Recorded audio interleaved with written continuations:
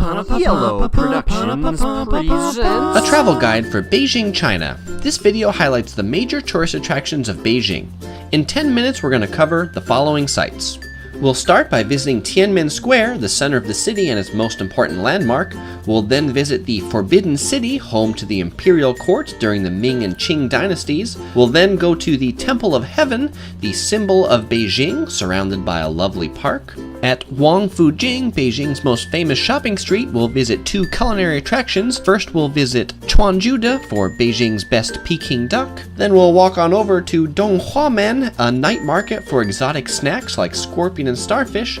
And we'll conclude with the Great Wall of China, which needs no introduction. But before we begin our tour, I'll start with a few introductory points on Beijing. First, the air quality. Yes, it can be bad. On the left is a good day, and on the right is a bad day. The best time of year to visit for clean air is spring and fall. April, May, August, and September. Next up, transportation. Beijing is famous for its awful traffic, so don't even think about getting a rental car. Actually, as a foreigner, you need a special license to even drive. The combination of light vehicles like bicycles and big vehicles like buses makes for some awful gridlock at many of Beijing's intersections. The freeway isn't much better.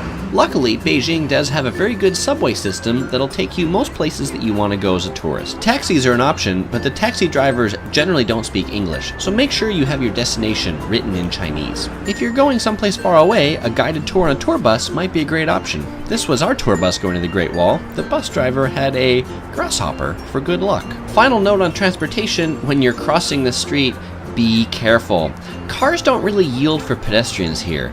Just kind of pick a constant speed and try to walk, and the cars will hopefully drive around you. Okay, now on to our first site, Tiananmen Square. Named after the Tiananmen Gate to the Forbidden City to the north, this is the world's fourth largest square. It measures 440,000 square meters, and it's a great place to come to just people watch and take in the humanity here. The square is also home to several other important attractions, including the National Museum of China and the daily flag raising and flag lowering ceremony here at the top of this flagpole. If you want to see the flag raising, you'll have to get up early because it happens before sunrise, some days as early as 4:45 in the morning.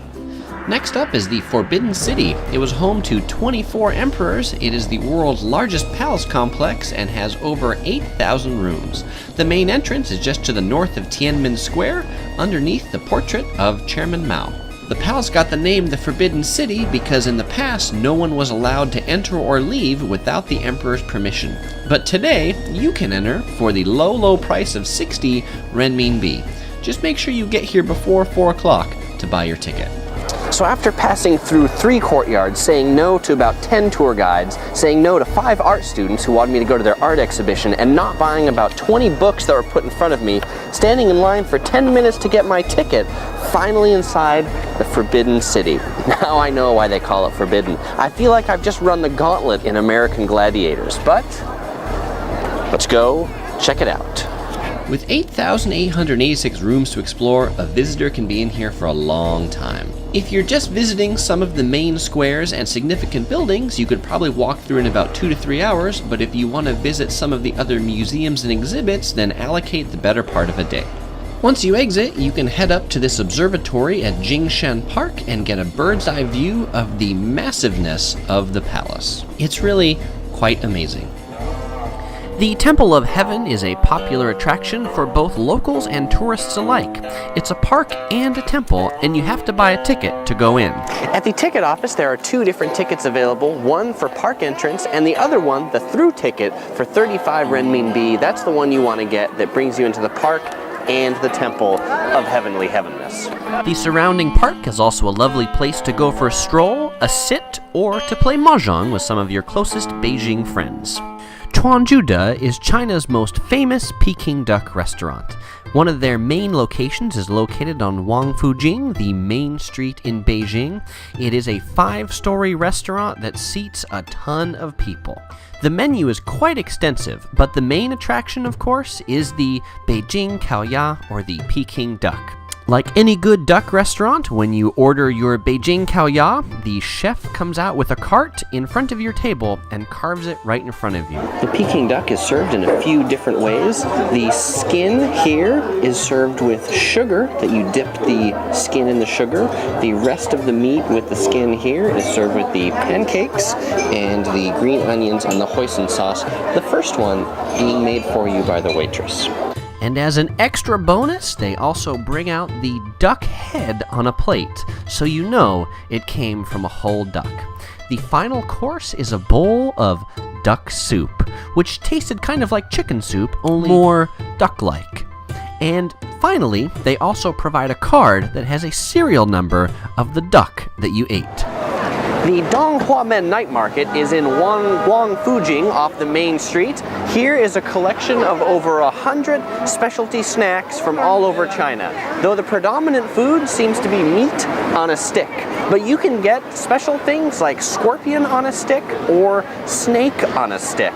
Some of the other tasty specialties here include starfish, sheep's penis, centipede, silkworm, stinky tofu, crabs, bird's nest, noodles, dim sum, pot stickers, pan-fried dumplings, iced tea and soy milk to wash it all down, and for dessert, deep-fried ice cream.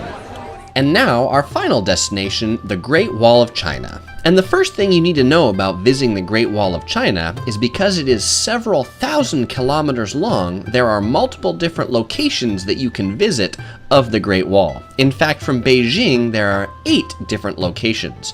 One of the most popular is Badaling, but I think the best one to avoid the crowds is Mutianyu. The Mutianyu section of the Great Wall is located about 45 miles northeast of Beijing and is known for its sweeping and panoramic views. So the best way to get up to the Mutianyu part of the Great Wall is to take the cable car or ropeway. There's 2, one that takes you to the toboggan, and this one that takes you up to the highest part. 65 yuan for the round trip. Looks to be pretty steep. Here we go.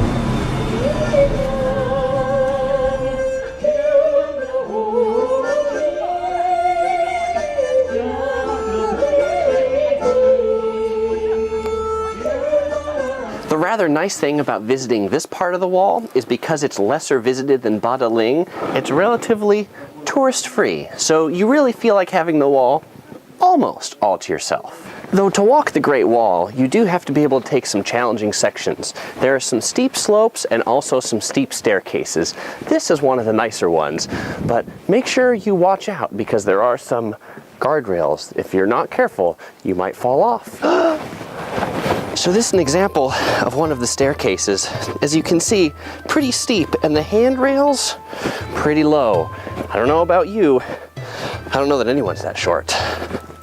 A pretty cool thing about this part of the Great Wall are the watchtowers. I'm inside one of them now. You can see another little one down there. You can pretend you were a person here in China shooting arrows at the Mongolians invading.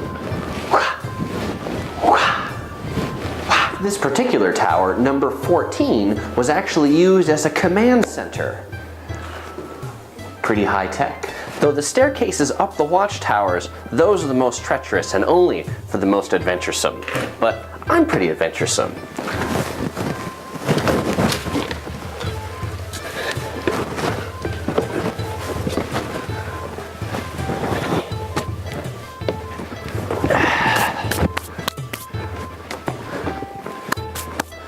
It's like the top of the world. And from the top of the watchtowers is where you'll get some of the most rewarding views. You might even catch somebody getting married on the Great Wall of China. Thanks for watching. Click here to subscribe. You might enjoy watching one of these other videos. Click either of them to watch. In the upper left is my travel guide for Singapore, and in the upper right is my travel guide for Taipei, Taiwan.